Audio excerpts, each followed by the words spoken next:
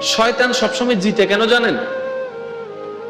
আমরা বলি না শয়তান জিতে যায়, শয়তান জিতে যায়। শয়তান জিতার পিছনেও কিন্তু একটা ক্লু আছে, যেটা আল্লাহ আমাদেরকে দিয়েছেন, কিন্তু আমরা নিতে জানি না। শয়তানের একটা বড় গুণ আছে, বুঝার জন্য বলা।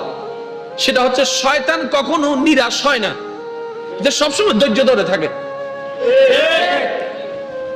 ধৈর্য ধরলে জিতবে, আজ না হয় কাল জিতবে, যেই ধৈর্য ধরুক জিতবে। শয়তান মিস্টার শয়তান এটা ভালো করে জানে, সেজন্য শয়তান কারো পিছে লাগলে সহজে হতাশ হয় না।